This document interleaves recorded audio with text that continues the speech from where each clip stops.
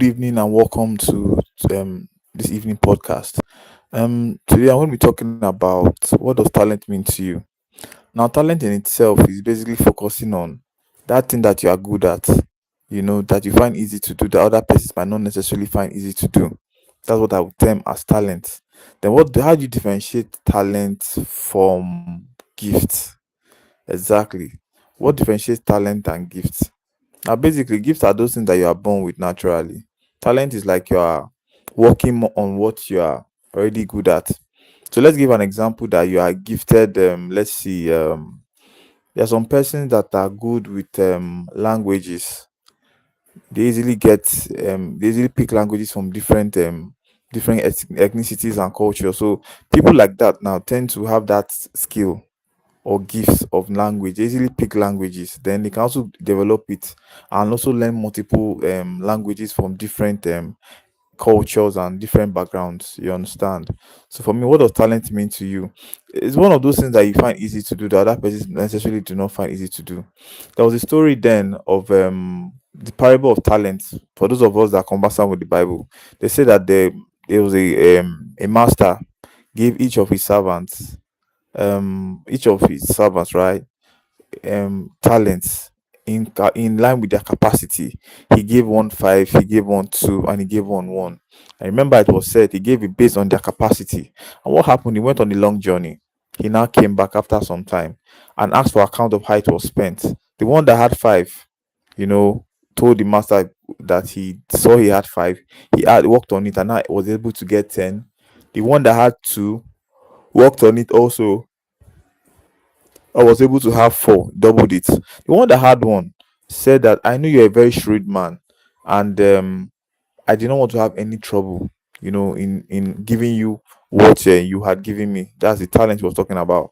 And what did he say? The master used the same words he was going to use as a defense to judge him and said, "You wicked and unfaithful servant. You know that I'm a shrewd man, and yet he now gave a suggestion. Say even if you had put it in a bank, it would have yielded interest. Bearing it, has no effect at all. And what did he do?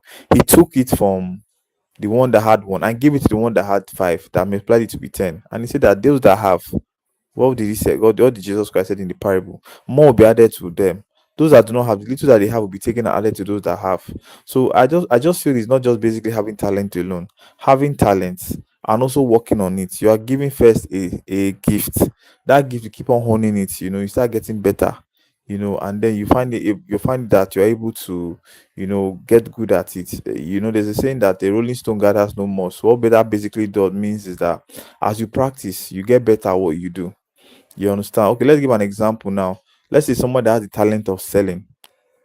Selling lies a skill. You usually find it easy to communicate with people. Now you want to sell something to somebody. Now there are some certain times you go and meet someone, you want to sell something to the person, and that person might not necessarily be in the right frame of mind. Maybe something happened or something offended the person before you came. Now already part of understanding the skill or the talent of doing that business is that, okay, you like, oh, I see you're not in a very good mood. You call out what you see and you are experiencing at that particular moment. I see you're not in a very good mood. The person might say, oh, no, no, no, no, there's no problem. What did you come here for?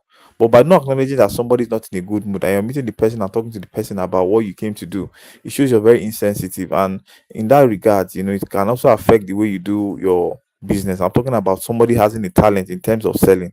You understand? Then also there are different talents, punctuality. Some persons easily find it. So there are some persons that find it easy to do things. Okay, let me explain that there are four temperaments we have. We have the choleric, we have the melancholy, we have the phlegmatic, and we have the sanguine. The sanguines are always very easygoing people, always cheerful and happy. They don't have any bother about anything in the world. Then you also look at the phlegmatics. Phlegmatics are introverted persons. They don't talk very much, but they are very wise. You understand? When you have a phlegmatic around you, they give you wise counsel. Most of them end up as counselors because they're always good at advising. Then we have the melancholies. The melancholies are the creative people. They're the ones that do music. They're the ones that do art. They are the ones that are very, very, creative and what they do. The choleric, we have what people sometimes you call them workaholic. They're always working, and they don't really care about, the stress of work. They find it happy. They're like donkeys, actually.